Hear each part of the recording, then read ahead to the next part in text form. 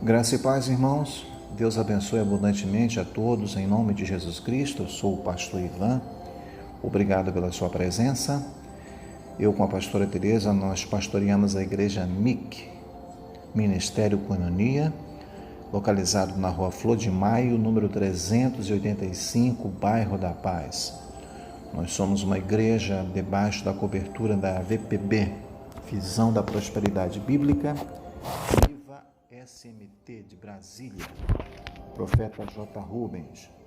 Nós somos uma igreja pentecostal, nós cremos que Jesus salva, cura, batiza no Espírito Santo e que em breve ele irá voltar para arrebatar a sua igreja. Nós cremos e praticamos os princípios bíblicos de prosperidade e hoje nós vamos abordar o tema A Primeira Páscoa, figura de nossa redenção.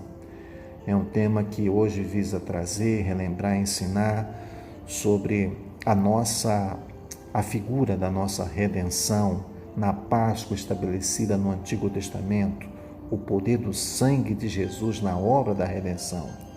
Nós aproveitamos a oportunidade e dizemos aos irmãos que mantenham seus tributos em dia. Você pode depositar se quiser. Nós já temos a nossa conta, ela é do Banco Itaú. O Banco Itaú é o banco de número 341, a agência 7250, a conta corrente é 16488, dígito 1, Ministério Internacional Koinonia.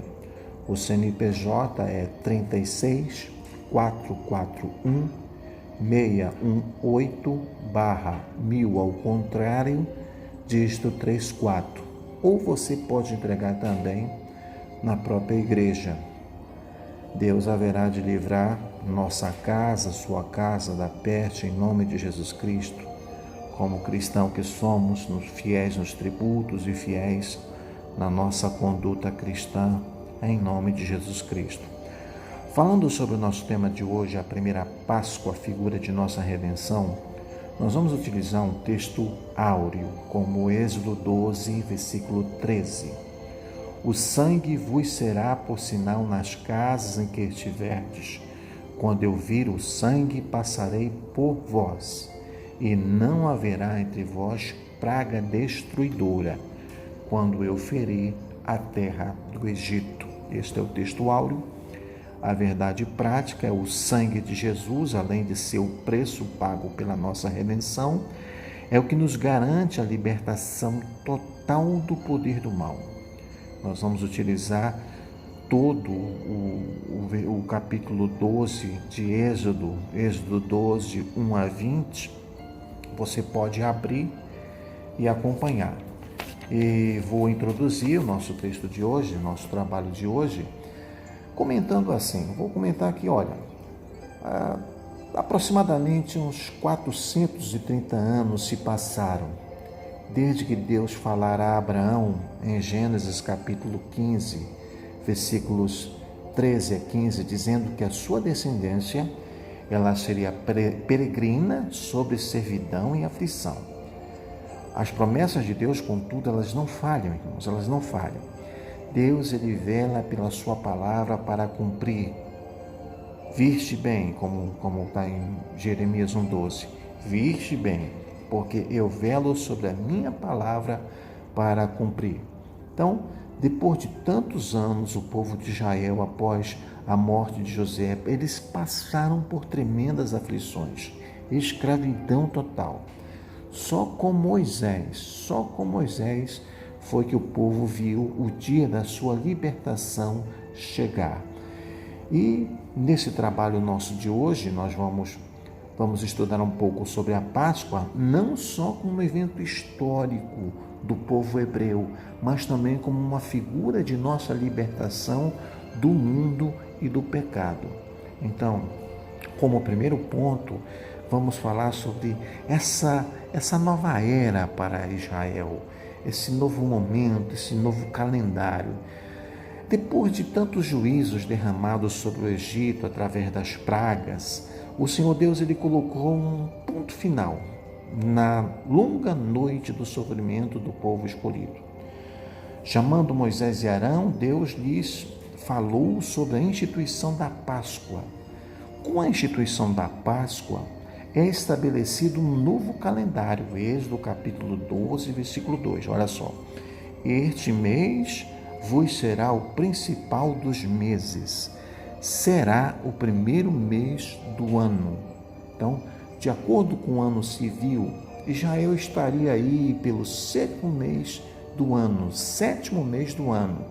Um mês, nome Tisri. Entretanto, na saída do Egito, o Senhor determinou nova contagem dos tempos, considerando o início dos meses do ano, a contar daquele dia em que haveriam de ser libertos. Inicia a Páscoa, inicia um novo tempo, o ano sagrado decretado na Páscoa. Passou a começar no mês de Abib, no equinácio da primavera, ou seja, uma nova era raiou sobre a nação de Israel. Glória a Deus para sempre. Novo momento, nova vida, tá? Depois desses eventos de tantas maravilhas que o Senhor fez. Então, amados, da mesma forma, quando alguém é salvo hoje por Cristo, começa uma nova vida. A Bíblia Sagrada diz o seguinte, que assim, se alguém está em Cristo, é nova criatura. As coisas antigas se passaram, as coisas velhas se passaram, eis que se fizeram novas. Então começa uma nova vida, as coisas velhas ficam para trás, os pecados são perdoados, é nova vida. O conselho do apóstolo Paulo em Efésios 4:24 diz ao novo crente: e vos revistais do novo homem, criado segundo Deus, em justiça e retidão, procedente da verdade. E também em Hebreus capítulo 10, versículo 20, ele chama essa nova caminhada de novo caminho, pelo novo e vivo caminho que ele nos consagrou pelo véu, isto é, pela sua carne. Louvado seja Deus para sempre. É um novo momento na vida de uma pessoa, tá? Segundo ponto, vamos falar sobre o Cordeiro Pascal e as suas características, tá? As características, então, primeiro, Êxodo capítulo 12, versículo 3 ao 6, tá? Quais são as características desse Cordeiro Pascal? Eu vou iniciar aqui, tá? Quais são as características do Cordeiro Pascal? Então, primeiro ele era sem mancha. Repare aí, o versículo 5 do capítulo 12. O Cordeiro será sem defeito, macho de 1 ano, né? Não era apenas um capricho ou um gosto estético a escolha de um cordeiro sem mancha, irmãos. Deveria ser assim, pois aquele animal que seria levado ao sacrifício, ele estava representando Cristo, Cordeiro de Deus, imaculado, incontaminado, que tira o pecado do mundo. O próprio apóstolo Pedro, 1 Pedro 1,19, depois de tantos e tantos anos, ele pega e escreve assim: mas pelo precioso sangue, como de cordeiro sem defeito e sem mácula, o sangue de Jesus Cristo. Ou seja, cordeiro sem defeito e sem mácula. Tá? Então, a primeira característica do Cordeiro Pascal é sem mancha. Sem mancha. Segundo, macho de 1 ano. Macho de 1 ano. Poderia ser um cordeiro ou um cabrito. O fato de ter 1 ano era requerido, tendo em vista o que? A sua inocência, tá? Então, nesse aspecto, o cordeiro representava Cristo, que foi entregue por nós, sendo ele totalmente inocente quanto à culpa pelos nossos pecados. Aleluia. Mateus 27, versículo 4, a parte A, mostra a expressão de Judas quando ele diz: pequei traindo sangue inocente. Aleluia. Tá? Então, segunda característica era macho de 1 ano, tá? Porque ele deveria ter a inocência como uma marca nele. E em seguida, tá? Uma outra característica dele, além de sem mancha, macho de 1 ano, ele deveria ser guardado até o 14º dia, ou seja, tá? Êxodo capítulo 12, versículos 13 e 6, que está aí na nossa tela, tá? O cordeiro pascal deveria ser tomado no 10º dia do mês de Abib e guardado até o 14º dia, guardado em observação pela família que o iria sacrificar. Então, da mesma forma, Jesus, como Cordeiro de Deus, também foi examinado pelos que o crucificaram, e nele não se achou falta alguma. Glória a Deus. Lucas 23, versículo 4. Disse Pilato aos principais sacerdotes e às multidões: não vejo neste homem crime algum. Glória a Deus para todos sempre. Prosseguindo, uma terceira característica, né, é que o cordeiro tem que ser um cordeiro para cada casa. No versículo 3 está assim: falai a toda a congregação de Israel, dizendo: aos 10 deste mês, cada um tomará para si um cordeiro, segundo a casa dos pais. Um cordeiro para cada família. Um cordeiro para cada família, tá? Então, isso nos indica que Cristo, nosso Cordeiro Pascal, deve estar presente em cada casa para que, pelo sangue, tenhamos a proteção divina. Se a família fosse pequena, poderia compartilhar do cordeiro com outra, mas é um cordeiro para cada família, para cada casa. Amém, pessoal? Amém? Então, tá aí as características do cordeiro pascal, tá? Então, ele tem que ser sem mancha, um macho de 1 ano, ele teria que ser guardado até o 14º dia, do 10º dia até o 14º dia, 4 dias, né? E um cordeiro para cada casa. Agora vamos ao nosso, uma terceira observação, terceiro ponto do nosso trabalho de hoje. A Páscoa propriamente dita. A Páscoa propriamente dita. Muito bem, nós temos aí, vamos começar com Êxodo 12, versículo 13, tá? No hebraico, a palavra deriva do verbo pesar, que significa passar por cima, dando a ideia de poupar, de proteger. Olha só o versículo 13 que está aí na sua tela. O sangue vos será por sinal nas casas em que estiverdes.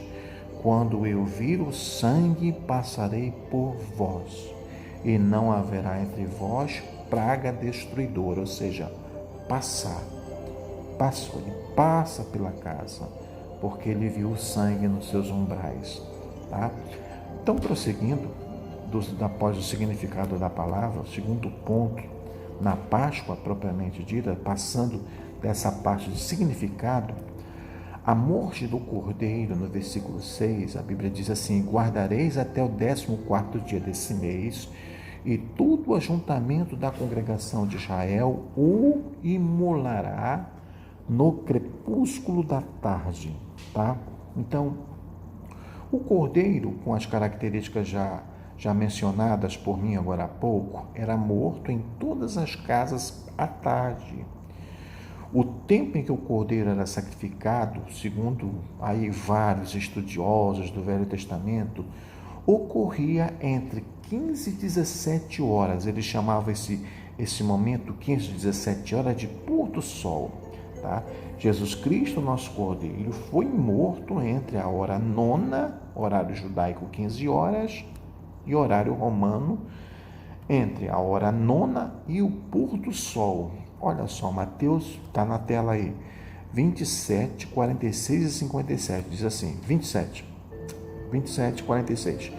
Por volta da hora 9, Jesus clamou em alta voz, dizendo: Eli, Eli, lama sabactani, o que quer dizer: Deus meu, por que me desamparaste? E no versículo 57 do mesmo capítulo, caindo a tarde, veio um homem rico de Arimateia, chamado José, que era também discípulo de Jesus. Isso aqui é o mesmo dia, o evento é no mesmo dia, tá? Então, aí se cumpre. Jesus, ele morreu no mesmo horário em que estava instruído nos preceitos da Páscoa se imolar o cordeiro. Amém? Terceiro ponto, o sangue do cordeiro. Versículo 7, tomarão do sangue e o porão em ambas as ombreiras e na verga da porta, nas casas em que o comerem. Tá? Então, não era desperdiçado. O sangue não era desperdiçado. Ele tinha grande valor e significado para os israelitas. O sangue deveria ser posto sobre ambas as ombreiras, as partes verticais da porta, e na verga, que é a parte horizontal sobre as ombreiras. Então, nessas partes, o sangue seria visto por todos. Não seria posto na soleira para ser pisado. Por esse sangue, eles seriam salvos. Por esse sangue, todos seriam salvos. Quando da passagem do anjo, olha aí o versículo 23 que eu assinalei. Porque o Senhor passará para ferir os egípcios. Quando vir, porém, o sangue na verga da porta e em ambas as ombreiras, passará o Senhor aquela porta e não permitirá o destruidor que entre em vossas casas para vos ferir. Glória a Deus. Glória a Deus para sempre, tá bom? Então, dessa forma, ou melhor dizendo assim, né? Melhor colocando, da mesma forma é pelo sangue de Cristo Jesus sobre nós, irmãos, que nós somos salvos da ira de Deus. Vou repetir. É pelo sangue de Cristo Jesus sobre nós que somos salvos da ira de Deus. Conforme está aí na minha tela, aí, Romanos 5,9, né? Logo, muito mais agora, sendo justificado pelo sangue, seremos salvos da ira futura. Glória a Deus para sempre. Além de termos abordado o significado da palavra Páscoa, a morte do Cordeiro, finalzinho da tarde, o sangue do Cordeiro nos umbrais e na verga, vamos ouvir agora essa questão. O que é essa questão? A carne assada no fogo. Lá no versículo 8. No versículo 8 diz assim: naquela mesma noite comerão a carne assada no fogo, com pães asmos e ervas amargas o comerão. Vou repetir. Naquela mesma noite comerão a carne assada no fogo. Tá? Em todo o procedimento da celebração da Páscoa, a gente vê aí um tipo de Cristo. A carne assada no fogo, ela simplesmente representa o fogo da ira de Deus que Jesus suportou em nosso lugar, a ponto até de ser abandonado na cruz, como a gente vê no versículo 46 do capítulo 27 de Mateus. Eli, Eli, lama sabachthani, que quer dizer: Deus meu, por que me desamparaste? Aleluia. Tá? Então, quinto ponto, com pães asmos. Repetindo o versículo 8, com pães asmos e ervas amargas a comerão. Tá? Eram pães asmos, eram pão sem fermento. E isso seria um memorial, relembrando a pressa que eles sairiam do Egito. E isso ocorreu de fato, pois quando da partida o povo saiu antes que a massa levedasse ou fermentasse. Lá no versículo 34, a gente pode ver, está aí na tela: o povo tomou a sua massa antes que veledasse, né? Então, para nós significa que para nos apropriarmos de Cristo, nós precisamos estar despojados dos fermentos dos fariseus, que é a sua doutrina, bem como dos pecados da vida velha, sem fermento da malícia e da maldade. Podemos vir aí, tá? Olha o conselho de Cristo, né? Em Mateus 16:6, diz assim: vede, cuidado, acautelai-vos do fermento dos fariseus e dos saduceus, as várias doutrinas que existem hoje.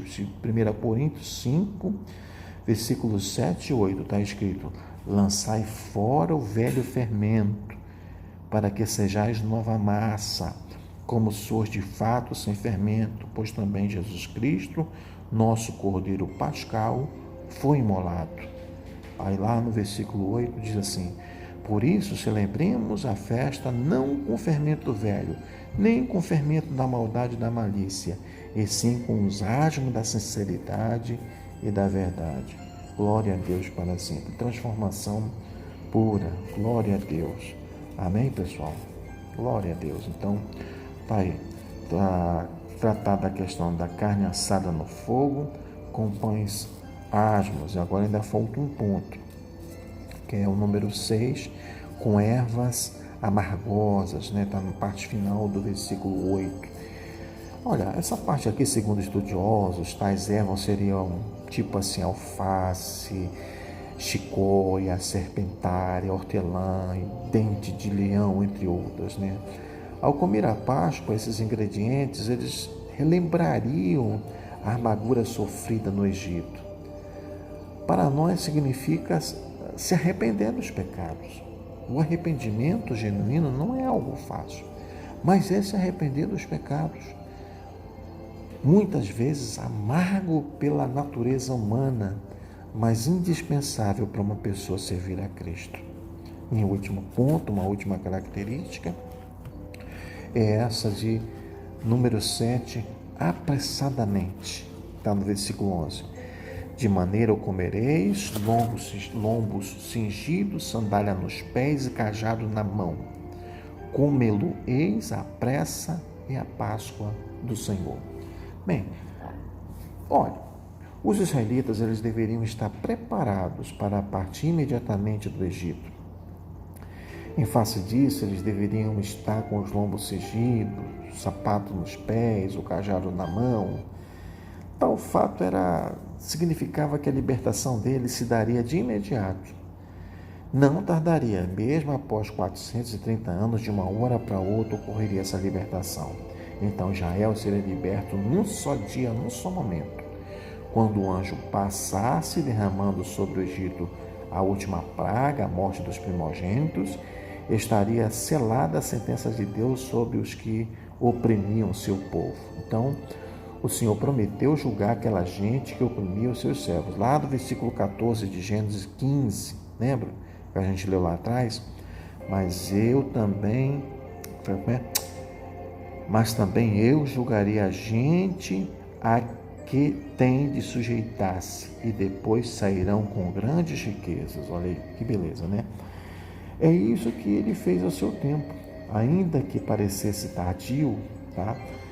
No sentido atual disso que nós estamos conversando, a maneira pela qual os israelitas comeram a Páscoa nos indica o seguinte, que nós devemos estar preparados para a libertação total das agruras desse mundo, da opressão do pecado que o mundo faz a Igreja do Senhor sentir. Nós devemos ter cingido os lombos com a verdade e calçado os pés na preparação do Evangelho da Paz, conforme nós podemos assinalar em Efésios capítulo 6, versículo 14 e 15. A glória a Deus para sempre. Muito bem, já partindo para finalizar o quarto ponto, a Páscoa, a Santa Ceia. Então vamos lá. Olha, gente, na Páscoa nós temos aí um memorial a ser observado pelo povo de Israel, tendo em vista a sua libertação do Egito. Libertação maravilhosa. O versículo 14 está aí. Essa festa é uma das 3 maiores de Israel e deveria ser celebrada por todas as gerações. No final diz assim, por estatuto perpétuo. Então vamos lá, vamos ver algumas vamos ver pelo menos aí 4 pontos dessa festa. Então primeiro, a duração da festa, no versículo 15. No dia da libertação, tudo foi feito apressadamente. Entretanto, para as gerações futuras, o Senhor determinou que a festa tivesse a duração de 7 dias. E, evidentemente, isso só poderia ser feito posteriormente, não naquele momento, após a partida do Egito. Não naquele momento, sim? Número 2, sem fermento, ainda no versículo 15, tá? Os pães, como nós já vimos, eles deveriam ser asmos. E o Senhor advertiu que qualquer que comesse pão levedado durante 7 dias, ele seria cortado, eliminado. Olha só, nessa última parte do versículo 15, essa pessoa será eliminada de Israel. Terceiro ponto importante, santa convocação, no versículo 16. Ou seja, a festa ao começar, tinha que haver uma convocação especial. Essa providência dava ao evento um caráter mais solene, reverente, porque ela era uma reunião santa. Ao final da festa, no 7º dia, do mesmo modo, haveria santa convocação, não sendo permitido nenhum tipo de trabalho servil. Era permitido apenas que fosse preparado o alimento necessário, no versículo 16. Aí está. Ao primeiro dia, haverá para vós outra santa assembleia. Também, ao 7º dia, tereis santa assembleia. Nenhuma obra se fará nele, exceto o que diz respeito ao comer. Somente isso podereis fazer. E o 4º ponto, a festa dos pães asmos, no versículo 17. Tá? Era um outro nome dado à festa da Páscoa, né? Conforme Êxodo 23:15 e Deuteronômio 16:16. Tá? Agora, na Santa Ceia, nós temos alguns aspectos a considerar com relação à Páscoa. Claro que a Igreja Católica ela considera como Páscoa as festividades durante a semana, aquela semana chamada Santa, uma vez por ano. E de igual modo, gente, as igrejas protestantes que obedecem o mesmo ritual de comemoração, afirmando que estão participando da Páscoa do Senhor. Na realidade, porém, no Novo Testamento, nos mostra que a Santa Ceia é outra solenidade, instituída por nosso Senhor Jesus Cristo, quando ele participou da última Páscoa. Então, vamos lá. Vamos ver essas observações, tá bom? Primeira observação é esta. A Santa Ceia, ela não dura 7 dias. Jesus só participou do primeiro dia da Páscoa, Mateus 26:17, ou também da festa dos pães asmos. Tudo foi preparado conforme o rito judaico. Jesus indicou aos discípulos o local em que deveria celebrar a Páscoa e eles fizeram tudo conforme o Senhor ordenara. Glória a Deus para sempre. Então, como é que foi essa ordenação? Ela foi à tarde, conforme o mandamento, o mestre comeu o cordeiro pascal com seus discípulos, com todos os ingredientes previstos na lei. Então, número 2, Jesus instituiu nova ordenança, tá? Então, vamos lá, ele tomou o pão, tomando o pão, enquanto comiam, o Senhor abençoou e partiu e deu aos seus discípulos, dizendo o quê? Tomai e comei, isto é meu corpo. Na Páscoa, propriamente dito, o cordeiro, a vítima estava ali sobre a mesa. Era um tipo de Cristo. Na Santa Ceia, quem estava presente era o antitipo, o próprio Cristo. Se o antitipo se apresentou, não era mais necessário o tipo. O símbolo foi substituído pela realidade. Cristo, nossa Páscoa. 1 Coríntios 5:7 está aí, ó. Lançai fora o velho fermento para que sejais nova massa, como sois de fato. Sem fermento também Cristo, nossa Páscoa, foi imolado. Amém? Então, o cordeiro como animal não precisava ser imolado porque Cristo estava lá. O cordeiro de Deus que que tira o pecado do mundo, já se manifestou. 1 João 3:8, tá? Jesus mandou que o pão fosse comido em memória dele, e não mais o cordeiro em memória da saída do Egito. Agora devemos celebrar a libertação do pecado, do mundo e de Satanás. Para tanto, todos os que o recebem como Salvador e Senhor têm esse direito, quer seja judeu ou gentil. Amém? Glória a Deus para sempre. Aleluia. Muito bem. Na letra B, tomou o cálice. Tá? Mateus 26, 27 e 29 e 1 Coríntios 11, 25 e 26. Tá? Diz a Bíblia assim que, de modo semelhante, Jesus tomou o cálice do fruto da vide e disse que era o sangue do Novo Testamento, ou seja, nova aliança, para a remissão dos pecados e que ele deveria ser tomado em sua memória. Tá? Então, queridos, a Santa Ceia aponta para o passado como um memorial da morte de Cristo e também aponta para o futuro, anunciando a sua vinda.